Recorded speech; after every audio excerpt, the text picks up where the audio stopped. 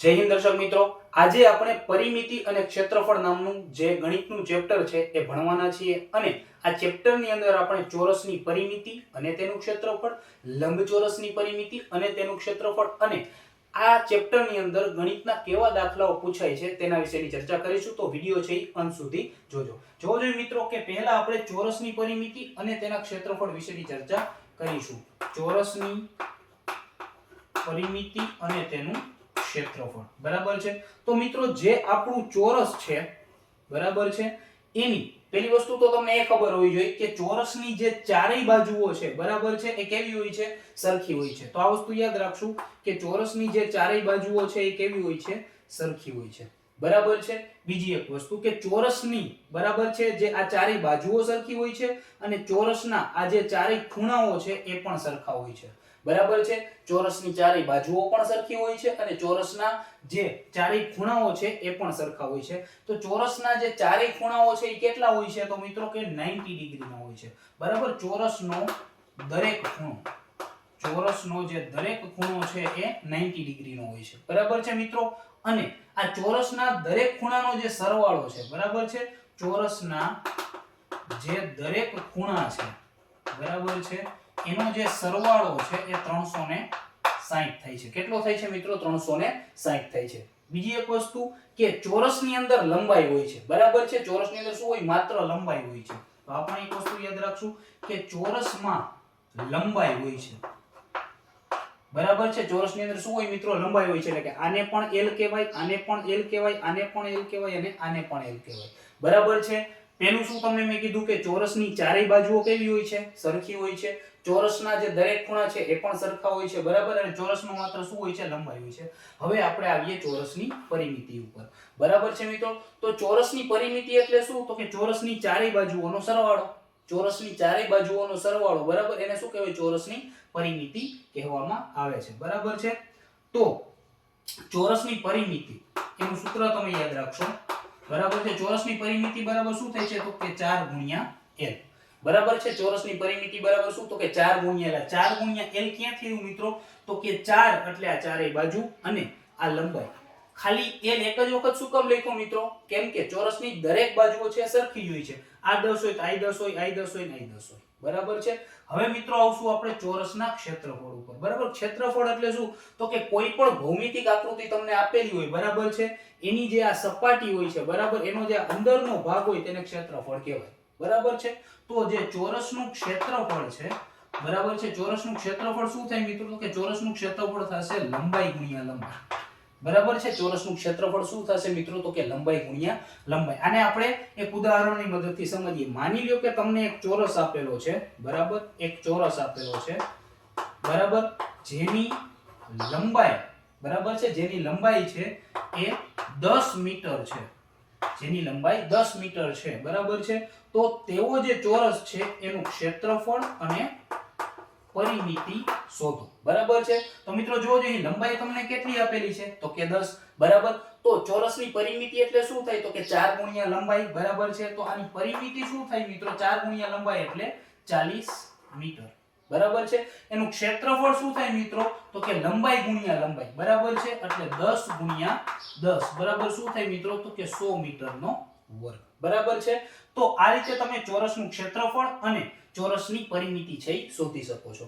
Clear છે મિત્રો? હવે આપણે જોશું લંબચોરસ, જે આપણું લંબચોરસ છે, બરાબર છે, એની પરિમિતિ અને એનું ક્ષેત્રફળ, બરાબર છે. લંબચોરસની પરિમિતિ અને એનું ક્ષેત્રફળ. તો જોજો મિત્રો, જે આપણું લંબચોરસ હોય છે, બરાબર, આમાં પણ કોન્સેપ્ટ છે તમારે યાદ રાખવાના છે. તો માની લો કે આ જે લંબચોરસ તમને આપેલું છે, શું છે મિત્રો? તો કે લંબચોરસ. તો અહીં શું વસ્તુ યાદ રાખશો મિત્રો? કે લંબચોરસ છે, બરાબર છે, એની સામસામેની બાજુઓ સરખી હોય. શું મિત્રો? કે લંબચોરસની સામસામેની બાજુઓ સરખી હોય, બરાબર છે. તો લંબચોરસની આ સામસામેની બાજુઓ છે એ સરખી હોય છે. તો યાદ રાખશું કે લંબચોરસની સામેની બાજુઓ, બરાબર છે, સરખી હોય છે, લંબચોરસની સામસામેની બાજુઓ કેવી હોય છે તો કે સરખી હોય છે, બરાબર છે. બીજી વસ્તુ કે લંબચોરસને લંબાઈ અને જાડાઈ એટલે કે લંબાઈ અને પહોળાઈ બે હોય છે. શું હોય છે તો કે લંબચોરસને લંબાઈ અને પહોળાઈ હોય છે. શું હોય છે આ વસ્તુ પણ યાદ રાખશું કે લંબચોરસને લંબાઈ અને પહોળાઈ હોય છે, બરાબર છે. લંબચોરસને શું હોય લંબાઈ અને પહોળાઈ હોય છે, બરાબર છે મિત્રો. હવે લંબચોરસની પરિમિતિ એટલે શું? કોઈ પણ આકૃતિની પરિમિતિ એટલે તેની બાજુઓનો સરવાળો, બરાબર છે મિત્રો. લંબચોરસની પરિમિતિ એટલે શું થાય જોવો જોઈએ. અહીં હું ટૂંકમાં તમને સમજાવું કે લંબચોરસમાં લંબાઈ હોય છે અને પહોળાઈ હોય છે, બરાબર છે. એટલે લંબચોરસની અંદર બે વાર લંબાઈ આવે અને બે વાર શું આવે પહોળાઈ આવે, બરાબર છે. તો લંબચોરસની જે પરિમિતિ હોય એ શું થાય બરાબર છે તો કે બે વાર લંબાઈ વત્તા બે વાર પહોળાઈ, બરાબર. આ બેને કોમન આપણે કાઢી લઈએ તો 2 ગુણ્યા લંબાઈ વત્તા પહોળાઈ, બરાબર છે. તો આ થશે લંબચોરસની પરિમિતિ. શું તો કે 2 ગુણ્યા લંબાઈ વત્તા પહોળાઈ, બરાબર છે. હવે લંબચોરસનું ક્ષેત્રફળ, લંબચોરસનું ક્ષેત્રફળ તો મિત્રો લંબચોરસનું ક્ષેત્રફળ શું થશે તો કે લંબાઈ ગુણ્યા પહોળાઈ, બરાબર છે. લંબચોરસનું ક્ષેત્રફળ શું થાય મિત્રો તો કે લંબાઈ ગુણ્યા પહોળાઈ, બરાબર છે. હવે ઉદાહરણની મદદથી આપણે સમજીએ. માની લો કે તમને કોઈ એક એવું લંબચોરસ આપેલું છે, બરાબર છે, કે જેની લંબાઈ છે બરાબર એ 10 મીટર છે અને પહોળાઈ છે એ 5 મીટર છે. શું છે? લંબાઈ છે એ 10 મીટર છે અને જે પહોળાઈ છે એ કેટલું છે 5 મીટર છે, બરાબર છે. તો એની પરિમિતિ અને એનું ક્ષેત્રફળ ગોતો, બરાબર છે. તો જોવો જોઈએ આની પરિમિતિ શું થાય મિત્રો, બરાબર છે. પરિમિતિ શું થાય તો કે 2 ગુણ્યા લંબાઈ વત્તા પહોળાઈ, બરાબર છે. લંબાઈ કેટલી છે 10, પહોળાઈ કેટલી છે 5, તો 10 વત્તા 5 એટલે 15, 15 દુને 30, બરાબર છે. તો 30 મીટર છે, બરાબર. યાની શું થશે પરિમિતિ થશે. આનું ક્ષેત્રફળ શું થાય મિત્રો તો કે લંબાઈ ગુણ્યા પહોળાઈ, બરાબર છે. લંબાઈ 10 છે, પહોળાઈ 5 છે, તો 10 ગુણ્યા 5 એટલે 10 × 5 = 50, બરાબર છે. તો 50 મીટર છે, બરાબર છે. એ શું થશે મિત્રો 50 મીટરનો વર્ગ, બરાબર. એ શું થશે મિત્રો આનું ક્ષેત્રફળ થશે. તો આ હતો લંબચોરસની પરિમિતિ અને તેના ક્ષેત્રફળનો કોન્સેપ્ટ, બરાબર છે. હવે મિત્રો આ લંબચોરસ અને ચોરસ આ બંનેની પરિમિતિ અને ક્ષેત્રફળ રિલેટેડ કેવા દાખલાઓ છે, બરાબર, એ તમારી સમક્ષ આવી શકે છે તેના વિશે આપણે જોઈશું. તો જોવો જોઈએ હવે આપણે આના દાખલાઓ જોઈએ. જોવો જોઈએ અહીં આપણે પહેલો દાખલો છે એ જોશું, બરાબર છે. તો પહેલો દાખલો શું કહે છે મિત્રો કે જમીનના લંબચોરસ ભાગની લંબાઈ અને પહોળાઈ અનુક્રમે 500 મીટર અને 300 મીટર છે. તો ક્ષેત્રફળ અને જો 1 મીટર જે જમીન છે બરાબર 1 મીટર વર્ગની કિંમત 10,000 રૂપિયા હોય, બરાબર છે, તો તેની કિંમત શોધો. ટૂંકમાં મિત્રો અહીં આપણને શું આપેલું છે પહેલા તો એ તમને ખબર હોવી જોઈએ કે અહીં લંબચોરસ આપેલું છે, બરાબર છે. અને લંબચોરસ આપેલું છે એટલે એમાં લંબાઈ અને પહોળાઈ પણ આપેલી છે, બરાબર છે. આપણે ગોતવાનું શું છે મિત્રો તો કે એક તો ક્ષેત્રફળ ગોતવાનું છે અને બીજું કે 1 મીટર વર્ગ જે જમીન છે એની કિંમત 10,000 રૂપિયા હોય, બરાબર છે. તો આપણને જે ક્ષેત્રફળ મળશે બરાબર એટલી જમીનની કિંમત શું થશે. તો ચાલુ કરી દેશું મિત્રો. જોવો જોઈએ કે લંબચોરસ છે બરાબર એનું ક્ષેત્રફળ શું થાય મિત્રો તો કે લંબાઈ ગુણ્યા પહોળાઈ, બરાબર છે.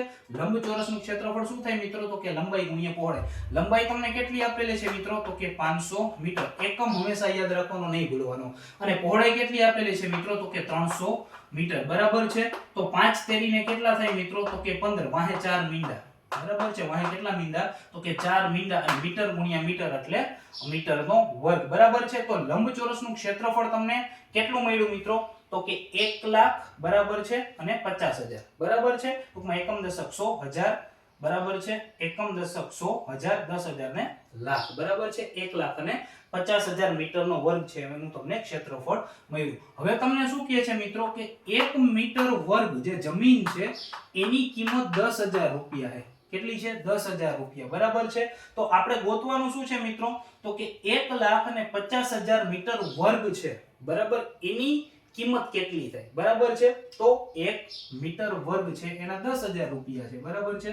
તો 1,00,000 અને જે 50,000 છે, બરાબર છે, એના કેટલા થશે ચોકડી ગુણાકાર કરો મિત્રો તો કે 1,50,000 ગુણ્યા 10,000, બરાબર છે. કાંઈ નથી કરવાનું, 15 એકા ને 15 મૂકી દો અહીં મિત્રો. 15 એકા ને 15 વાહે જેટલા મીંડા છે એ મૂકી દો, બરાબર છે. મીંડા મૂકવો માંડો, બરાબર છે. 4 મીંડા આ અને 4 મીંડા આ, બરાબર છે, મીટરનો વર્ગ, બરાબર છે.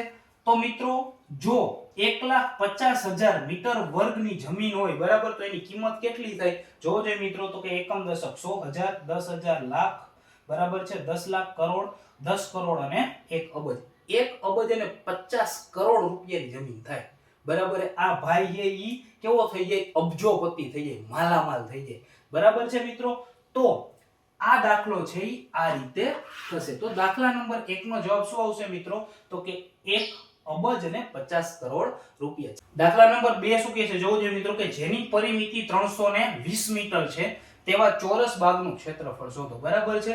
ટૂંકમાં અહીંયા આપણને શું આપેલું છે મિત્રો, તો કે ચોરસ, અને એની શું આપેલી છે અહીં, તો કે પરિમિતિ આપેલી છે બરાબર. તો ચોરસ છે બરાબર, એની પરિમિતિ શું થાય, તો કે 4 ગુણ્યા લંબાઈ બરાબર છે. તો ચોરસની પરિમિતિ તમને આપેલી છે કેટલી, તો કે 320 મીટર બરાબર 4 ગુણ્યા લંબાઈ. લંબાઈ આપણે હમણાં ગોતી લેશું બરાબર છે. 4 આ બાજુ આવી જાય બરાબર છે, અને લેવાની જરૂર નથી, ડાયરેક્ટ કરી શકો તમે. 4 અઠ્ઠા ને કેટલા થાય, તો કે 32 બરાબર. તો લંબાઈ બરાબર શું થયું, 80 મીટર. હવે શું પૂછ્યું છે તમને, તો કે તેવા ચોરસ ભાગનું ક્ષેત્રફળ ગોતો બરાબર છે. તો જે ક્ષેત્રફળ શું થાય ચોરસનું મિત્રો, તો કે લંબાઈ ગુણ્યા લંબાઈ. લંબાઈ કેટલી મળી, તો કે 80 મીટર. 80 ગુણ્યા તમે 80 કરો તો 88 અને 64 અને વાહે 2 મીંડા બરાબર છે, અને પાછળ મીટરનો વર્ગ બરાબર છે. તો જેની પરિમિતિ 320 મીટર હોય તેવા ચોરસ ભાગનું ક્ષેત્રફળ કેટલું થાય મિત્રો, તો કે 6400 મીટર સ્ક્વેર થાય બરાબર છે. તો આનો જવાબ શું થશે મિત્રો, 6400 મીટરનો વર્ગ. હવે આપણે જોઈશું દાખલા નંબર 3. દાખલા નંબર 3 કે જેનું ક્ષેત્રફળ 440 મીટરનો વર્ગ છે અને લંબાઈ 22 મીટર છે તેવા જમીનના લંબચોરસ પ્લોટની પહોળાઈ શોધો અને પરિમિતિ પણ શોધો. લંબચોરસ આપેલું છે બરાબર છે મિત્રો. તો જે આપણું લંબચોરસ એટલે કે રેક્ટેંગલ આપેલું છે તેનું તમને શું આપેલું છે, ક્ષેત્રફળ આપેલું છે. દાખલો મોઢે થતો હોય બરાબર છે, તો ડાયરેક્ટ આપણે મોઢે ગણીશું બરાબર છે. તો ક્ષેત્રફળ તમને આપેલું છે. હવે લંબચોરસના ક્ષેત્રફળનું સૂત્ર તમને ખબર છે શું હોય, તો કે લંબચોરસનું ક્ષેત્રફળ થાય મિત્રો લંબાઈ ગુણ્યા પહોળાઈ બરાબર છે. ક્ષેત્રફળ શું થાય, લંબાઈ ગુણ્યા પહોળાઈ. ક્ષેત્રફળ તમને આપેલું છે 440 મીટરનો વર્ગ. લંબાઈ તમને આપેલી છે કેટલી, તો કે 22. આપણે પહોળાઈ ગોતવાની છે. રેડી. તો 22 દુ 44. 22 દુ કેટલા થાય મિત્રો, તો કે 44 બરાબર છે.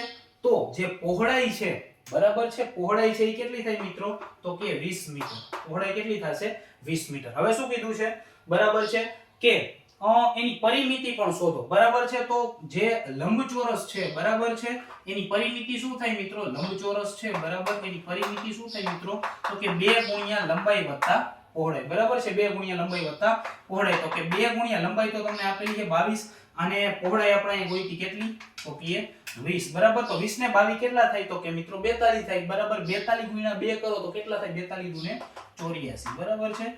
તો એની પરિમિતિ કેટલી થશે, તો કે 84 મીટર થશે બરાબર છે મિત્રો. તો દાખલા નંબર 3 બરાબર છે, એની પહોળાઈ કેટલી થશે, તો કે 20 મીટર, અને એની જે પરિમિતિ છે કેટલી થશે, તો કે 84 મીટર. દાખલા નંબર 4 શું કહે છે જોવો જોઈએ મિત્રો, 3 નહીં 4 બરાબર છે, કે એક લંબચોરસની પરિમિતિ 100 સેન્ટીમીટર છે. જો લંબાઈ 35 સેન્ટીમીટર હોય અને તેની પહોળાઈ છે, તો તેની પહોળાઈ શોધો અને તેનું ક્ષેત્રફળ પણ શોધો. એક લંબચોરસ આપેલો છે જેની તમને પરિમિતિ દઈ દીધી છે અને તમને શું આપી દીધું છે, લંબાઈ આપી દીધી છે બરાબર છે. તો તમારે પહોળાઈ અને એનું ક્ષેત્રફળ ગોતવાનું છે. તો લંબચોરસની જે પરિમિતિ છે બરાબર છે, લંબચોરસની જે પરિમિતિ છે એનું સૂત્ર શું થાય, તો કે 2 ગુણ્યા લંબાઈ વત્તા પહોળાઈ બરાબર છે. પરિમિતિ દઈ દીધી છે કેટલી, તો કે 100. 2 ગુણ્યા લંબાઈ આપી દીધી છે કેટલી, 35 વત્તા પહોળાઈ આપણે ગોતવાની છે.